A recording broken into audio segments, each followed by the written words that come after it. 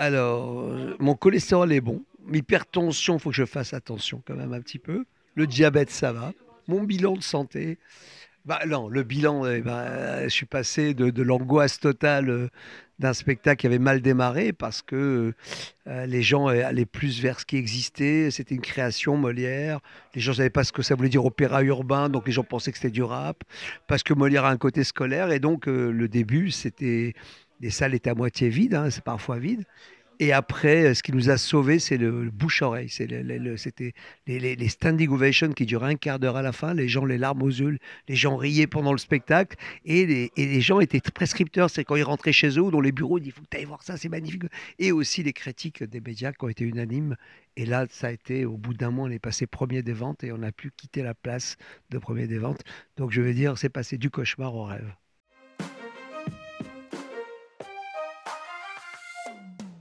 Non. Molière est très moderne, c'est-à-dire c'est très innovant. Il n'y a pas eu de spectacle comme ça en France. C'est un spectacle nouveau, hein. C'est du grand, grand spectacle, hein. C'est Louis XIV, c'est le Roi Soleil, c'est ce qu'aurait été le Roi Soleil 20 ans plus tard, quoi. C'est-à-dire c'est très, très moderne, ça va. Et il y a beaucoup d'émotions et donc je pensais pas qu'il y avait un risque. J'ai pris un énorme risque, hein, parce que j'étais en concurrence. Il y avait 15 comédies musicales en même temps. Et les 14, c'est que des anciennes qui revenaient. On était la seule création. Donc c'était très, très dur. Et franchement, je pensais pas que ça allait marcher autant, non.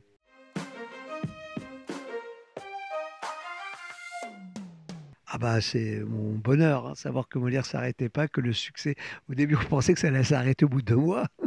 Donc non seulement on a fini la première année, Paris-Province, et en plus le succès était tel à la fin qu'on a décidé de revenir deuxième année. Donc ça veut dire que je suis heureux, comblé, et après on part en Chine et on enchaîne. Donc Molière va vivre longtemps et je sais qu'il y a beaucoup de gens qui l'ont pas vu encore. Ça c'est la dernière tournée, donc j'espère qu'on reviendra plus tard un jour. Voilà.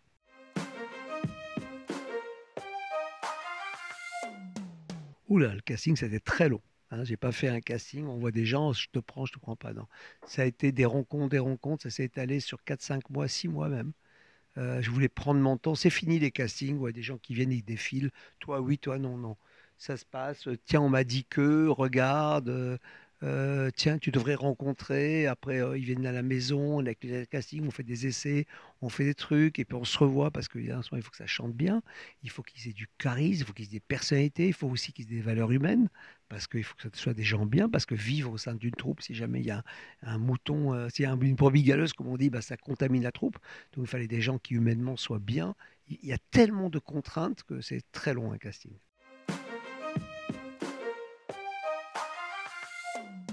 Bah, le moment le plus fort, c'était la première fois où il y a eu du public. C'est que j'avais très très peur. Je pensais que c'était et moi j'ai une tradition. Le jour de la première, je ne assiste pas au spectacle tellement que je suis angoissé. Donc je vais au bar, hein, je bois de l'alcool. Hein, mais alors c'est pas mon habitude. Voilà. Et donc, je suis revenu un quart d'heure avant. Donc, c'était le moment où les gens étaient, c'est le moment plein d'émotions. Et là, je regarde les gens, je les vois en train de pleurer. Je dis, waouh, qu'est-ce qui se passe? Et puis à la fin, le final, je vois tout le monde debout. Et la standing ovation, c'est une des plus belles que j'ai vues de tous mes spectacles. Je crois que c'est la plus forte que j'ai eue, c'est sur Molière. Et là, franchement, c'était le moment le plus fort de ma vie, avec la naissance de mes enfants et ma femme.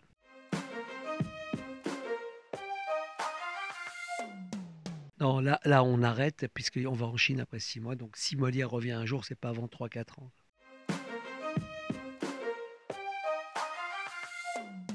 Voilà, voilà, en Chine et puis ailleurs aussi, hein, on est en train de travailler parce que ça intéresse beaucoup de pays du monde. C'est le spectacle qui a le plus plu à l'étranger de tous les spectacles que j'ai faits. C'est fou, ouais. On dit que c'est le mieux écrit, le mieux fait. C'est celui qui a plu le plus. Donc, on est en discussion avec plein. C'est la première fois de tous mes spectacles que juste à la fin, on part à l'étranger. D'habitude, c'est 3, 4 ans plus tard.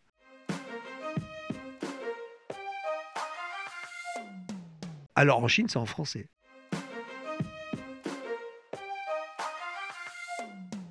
Non, au principe, c'est la même troupe, sauf ceux qui veulent, peuvent pas partir. Et ben, là, il y aura un casting qui va se faire, qui va compléter. Moi, mon souhait, c'est que ce soit la même troupe, hein.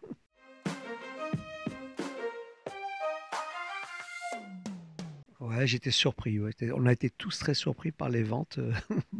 Comme quoi, les gens sont dans une période très nostalgique, hein. Ils veulent revoir ce qu'ils ont connu. Et, euh, et voilà, oui, oui, c'est un énorme succès avant même de démarrer.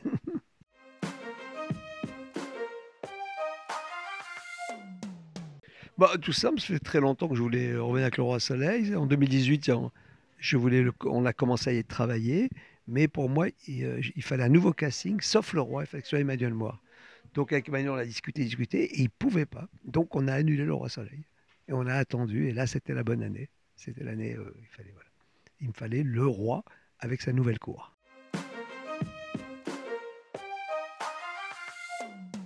Oula, il y en a beaucoup, hein, franchement, c'est un spectacle formidable. Vraiment, vraiment, hein, quand je dis ça, c'est moi je suis un des créateurs, donc c'est ça.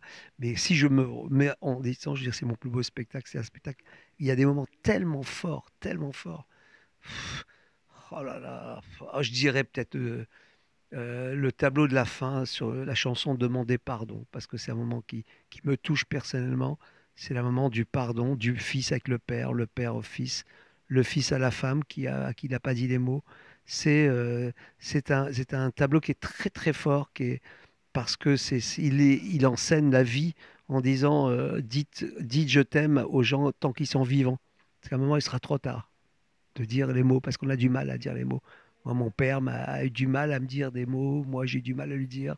Et les gens qu'on aime ont du mal à leur dire des choses. Et c'est une fois qu'ils partent qu'on a envie de leur dire tellement de choses. Et cette chanson, Demander pardon, je trouve que c'est un moment très très fort du spectacle, parce que c'est universel.